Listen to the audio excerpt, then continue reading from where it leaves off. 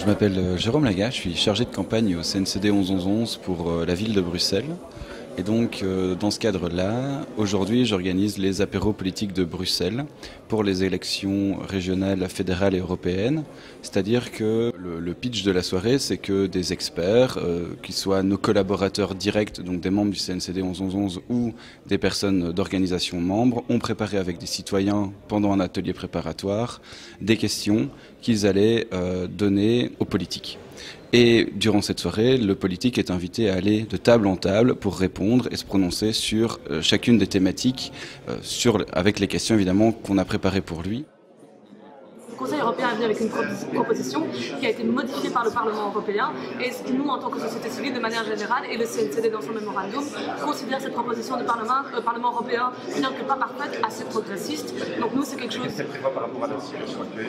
Elle prévoit par exemple que ce ne soit plus nécessairement le premier pays d'entrée qui soit responsable de la demande d'asile, mais qui soit simplement responsable d'identifier la personne pour après cette personne puisse être relocalisée ailleurs. Et l'opportunité d'aller dans le pays de son choix. Pas de son choix, mais en fonction de ses attaches avec ce pays, par exemple, s'il a eu un diplôme dans ce pays, etc. Bonsoir, je m'appelle Kaloubi Andrea et je suis activiste pour les droits de l'homme. J'ai été à la table justice migratoire et je pense, après avoir pu entendre tous les candidats qui sont vus s'exprimer, qu'il y a encore du travail à faire au niveau de la conscientisation du fait que quand les migrants ils arrivent, il y a quand même des conditions, que ce soit des conditions d'hygiène, que ce soit des conditions au niveau du logement, au niveau de leur situation familiale, comme on a parlé des violences faites aux femmes qui viennent dans le cadre du regroupement familial. Il y a encore des thèmes, des sujets tellement sensibles et qui sont ciblés, dont les politiques ne travaillent pas encore. Et je pense que ça a été intéressant d'écouter un peu tous les avis et d'écouter ce que proposent les différents programmes.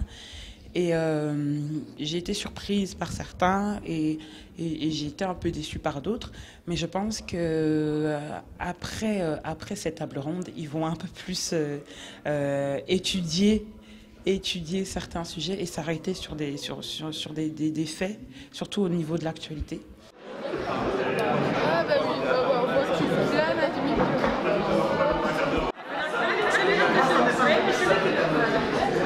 Alors, nous allons préparer deux questions pour la poser à ce candidat. Nous, on le voit plus comme un espace où il y a un véritable dialogue. On n'essaye pas spécifiquement de rapprocher les politiques du citoyen, mais bien de rendre alerte le citoyen par rapport au programme que les politiques proposent pour que ce dernier puisse voter en tout état de cause et avec tous les savoirs disponibles.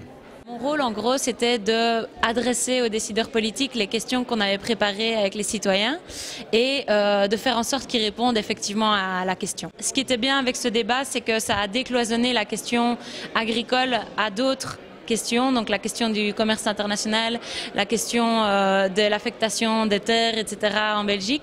Donc ça permet de montrer que la question de souveraineté alimentaire ne concerne pas que les agriculteurs, mais tout un tas d'autres agents dans la société. Les différents participants à la table sont intervenus dans la discussion, ont posé leurs propres questions, ont ramené les candidats présents à leurs préoccupations aussi à eux.